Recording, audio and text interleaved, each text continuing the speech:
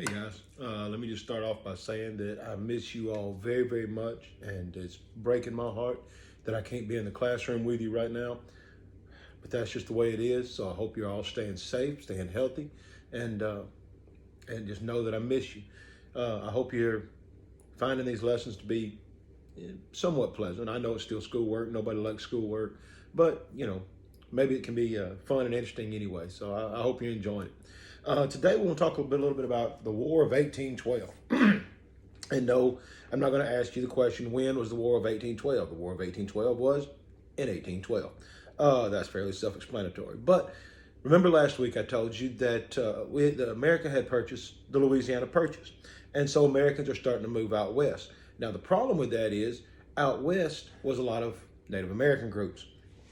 And so the Native Americans weren't real happy with the Americans moving in and taking over their land.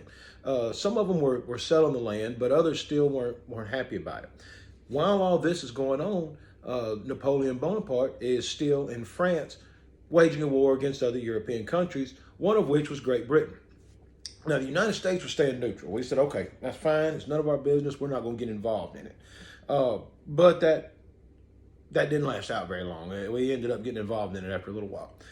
James Madison, the fourth president of the United States, he was the president during the War of 1812. So France and Great Britain had both begun taking American ships and interfering with trade.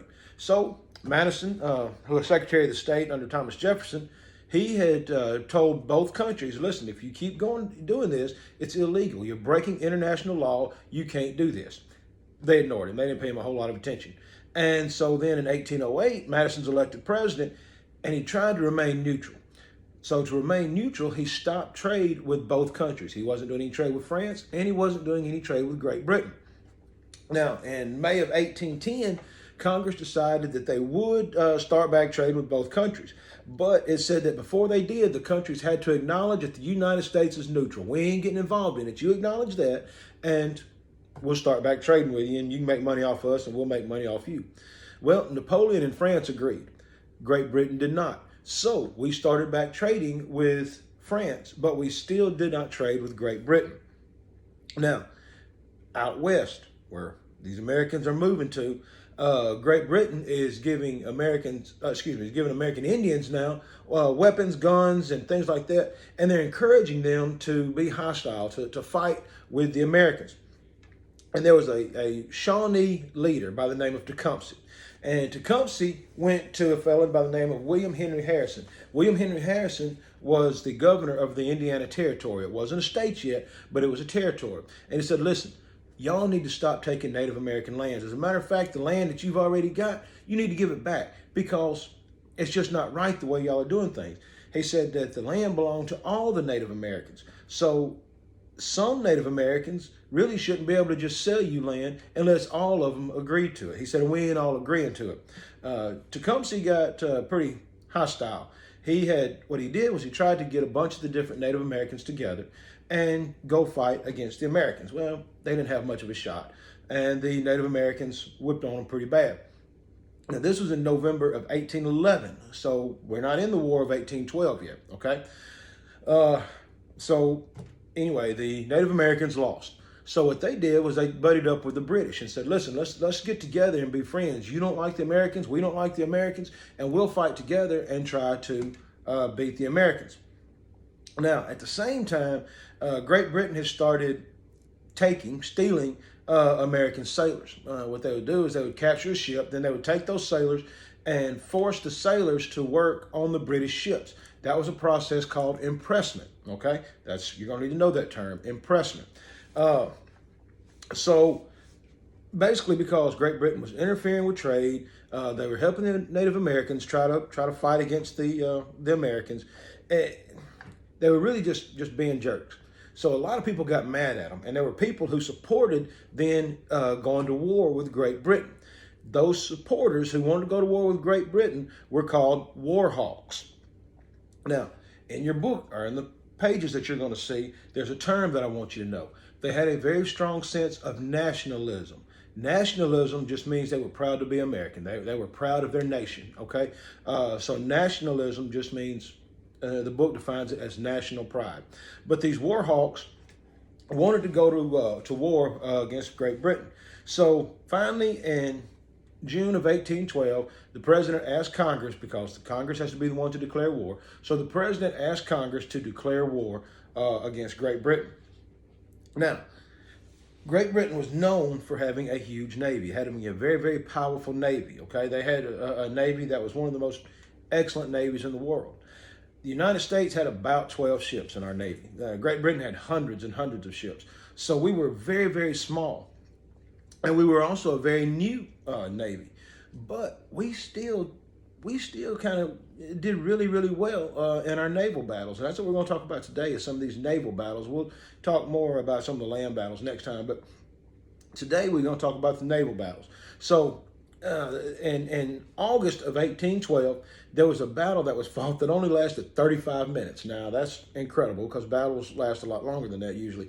But it only lasted 35 minutes. The British were shooting cannonballs. Now, I'm talking about great big old steel cannonballs out of a cannon, shooting cannonballs at the American ship. And these big old huge heavy cannonballs would hit the side of the ship because it's made out of oak. The side was made out of oak, which is a very, very hard wood. So it would hit the side of the ship and then bounce off. And because the cannonballs were hitting the side of the ships and bouncing off, the ship was called the USS Constitution, but later it became nicknamed Old Ironsides. And the British ship was so damaged that its men, when they got off the ship, set fire to it. I mean, it wasn't even able to be fixed anymore. The Americans just tore it up. And this was the first time an American ship had captured a British ship. So that was a really big deal for us. And it really just shocked the British. It took them completely by surprise. In September, there was a U.S. captain named Oliver Perry. Oliver Perry led 9 ships to victory against 6 British warships, and that was in the Battle of Lake Erie. What he did was he sailed straight into the line of fire, but when he did, the British ships, they had to surrender. There was nothing they could do about it. And so when he did that, then the Americans pretty much just took all the British out of the Northwest Territory. Now, close to the end of the war, the British entered New York from Canada, and they moved into Plattsburgh. They were I'm sorry, I'm reading something right here. Pretty soon, though, they weren't just fighting on the water. They were also fighting on the ground, too. They were shooting at each other on the ground. But a few days later, there was a British warship, and it got into a fight with an American force that was a lot smaller on Lake Champlain.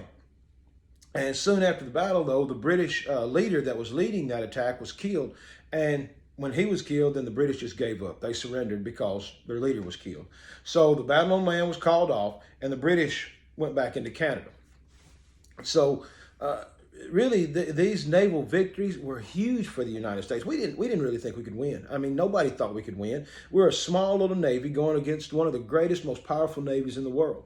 But when we were able to win these naval victories, especially against a country like Great Britain, and that was huge because it showed a lot of other countries, hey, they may be small and they may be new, but these Americans know how to build some solid ships. They're building good, strong ships, and apparently they've got real good sailors who know how to sail.